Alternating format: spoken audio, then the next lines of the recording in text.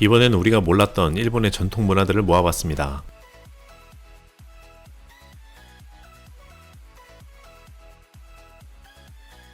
가장 먼저 소개해드릴 문화는 바로 요바이 문화입니다. 혹시 모르시는 분들을 위해서 간단히 설명하자면 일본은 계속되는 전쟁과 지진 같은 천재지변으로 남성이 많이 죽고 과부가 넘쳐나게 되었죠. 그래서 지역마다 차이는 있었지만 인구를 늘릴 목적으로 요바이를 하게 되었는데요. 요바이는 시골 마을에서 성교를 위해 남자가 여자의 집에 침입하는 행위를 말하는데, 그러니까 마을에 젊은 여성 중에 마음에 드는 사람이 있다? 그럼 그냥 집에 가서 그거 하는 거죠. 이게 마을 단위로 진행되다 보니까 내가 살고 있는 마을에서만 하는 게 룰인데요. 만약 옆마을에 가서 요바이를 하다가 걸린다면 맞아 죽었다고 합니다. 그래서 마을에 홍기가 찬 여성이 있으면 촌장이 주도해서 요바이를 계획했는데, 물론 이 친구는 어떻습니까? 요바이 가능? 하고 여성 집안의 의견도 물어봅니다. 여성 집에서 딱히 반대하지 않으면 요바이를 하는 건데, 근데 마음에 안 들어서 반대할 수도 있잖아요. 그럼 그 남성이 집안에 들어오지 못하게 입구에서 막을 수 있었는데, 특별한 건 없고 그냥 가족들이 몸통으로 막는 겁니다. 근데 이 철통도 뚫고 간다? 그럼 인정해줘야죠. 근데 여기서 중요한 건 할 거 다 하고 들키지 않고 무사히 빠져나가는 것까지가 요바이의 과정인데, 나오다가 걸리면 실패했다고 보는 거죠. 그리고 만약 여자가 남성의 마음에 안 들면 다음 차례에 남성들과 요바이를 할 수 있었는데요. 중요한 건 만약 요바이 기간에 임신을 했다? 그럼 그동안 요바이한 남자 중에서 배우자를 골랐다고 합니다. 일부 지역에선 낯선 손님이 마을에 오면 손님에게 여자를 내어주기도 하고, 자신의 집에 찾아온 손님에게 아내를 빌려주는 요바이 문화도 있었는데, 만약 아내가 거부하면 아내를 죽이기도 했다고 하죠. 이건 뭐 성폭행 아닌지. 진짜 일본의 충격적인 인구 늘리기 방법인 것 같네요. 우리가 가족이나 연인이 아니고 남녀가 같이 씻는 일은 드물잖아요. 뭐 있긴 한데 5살까지는 부모님 따라서 목욕탕 가는 거? 근데 이것도 기준 나이를 넘거나 키가 크거나 하면 입국컷 당하기 마련이죠. 하지만 일본에서는 성인끼리 같이 목욕하는 혼욕 문화가 있다고 합니다. 심지어 맞선도 혼욕탕에서 보는 경우가 많았다고 하는데, 혼욕 맞선의 장점은 서로 알몸을 보면서 몸에 이상이 없는지 직접 체크할 수 있었다고 하죠. 그러다가 1853년 일본을 방문한 페리제도 일본인들이 혼욕하는 모습을 보고 음탕한 사람들이라면서 일본의 도덕성을 의심한다 라며 비판한 일이 있었죠. 일본은 서양에 비칠 일본의 이미지가 걱정되니까 혼욕 폐지 선언을 하게 됩니다. 금지되긴 했는데 사실 료칸이나 온천에서 가족탕처럼 혼욕 가능한 구역이 일부 존재했죠.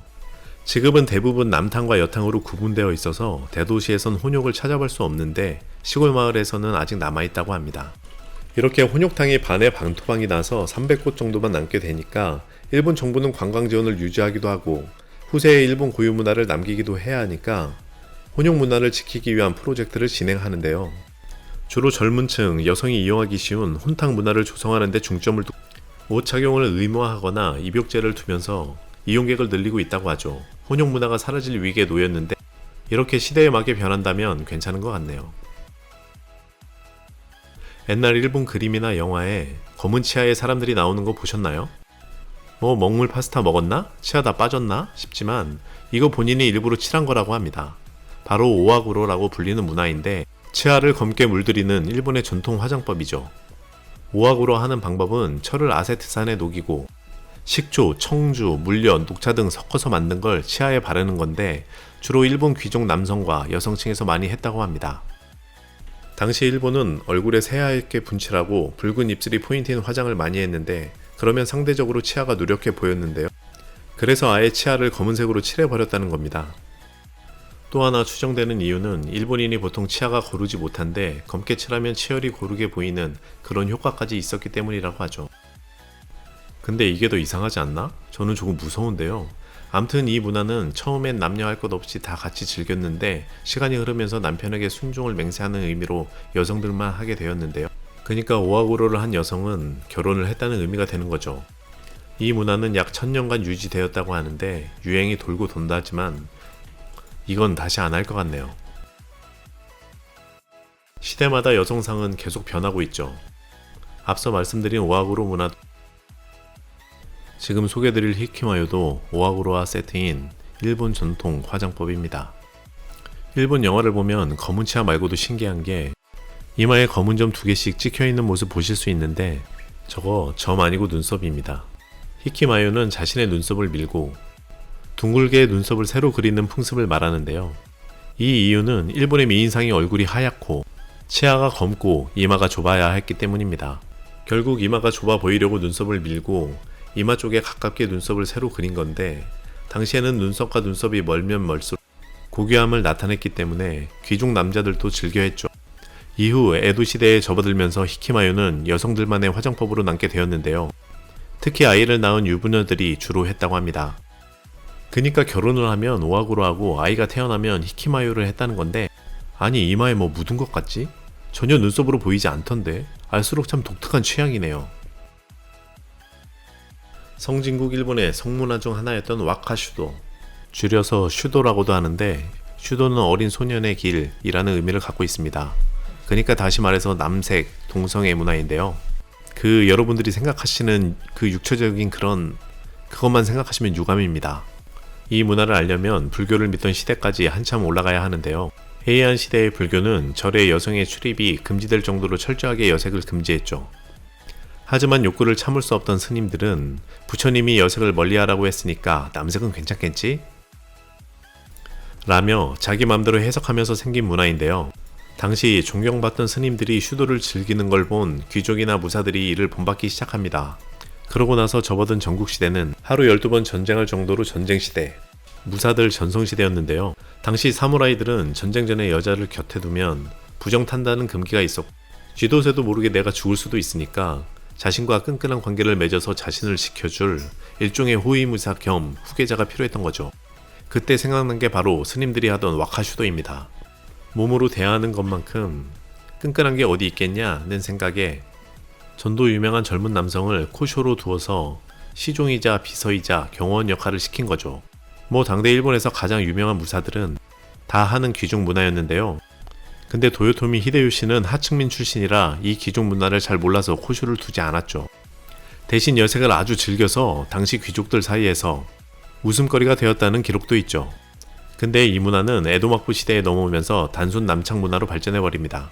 당시 일본 전통 연극인 가부키에서 여성의 참여를 금지시키니까 그 대책으로 어린 남성들에게 여장을 하고 여성 연기를 시켰는데요. 사실 가부키의 여성 배우를 금지시킨 이유가 연극회의 매춘이 성행했기 때문이었다는데, 이게 미소년들에게도 똑같이 적용됐다고 합니다. 이런 와카슈도는 메이지 유신 시대와 기독교가 들어오면서 사라졌는데 아직 일본 만화나 캐릭터에는 흔적이 남아있다고 합니다. 우리나라 사극에서 남자는 헤어라인 굴곡 없이 깔끔하게 틀어올린 상투머리를 하잖아요. 근데 일본은 반대로 가운데 정수리를 시원하게 밀어버리는 쿨한 헤어스타일을 합니다. 간혹 달걀말이 초밥을 연상시키는 머리도 있는데, 이 전통적인 헤어스타일을 했던 이유는 당시 시대적 배경이랑 기후 때문이었는데요. 센코쿠 시대에는 갑옷을 입고 투구를 쓴 채로 잠을 자야 할 정도로 전쟁으로 혼란스러웠는데, 심지어 일본이 섬나라니까 날씨가 덥고 습해서 총체적 난국이었죠. 그니까 머리카락이 있는 상태로 투구를 쓰면 체온이 올라가서 땀이 비오듯 나는 거죠.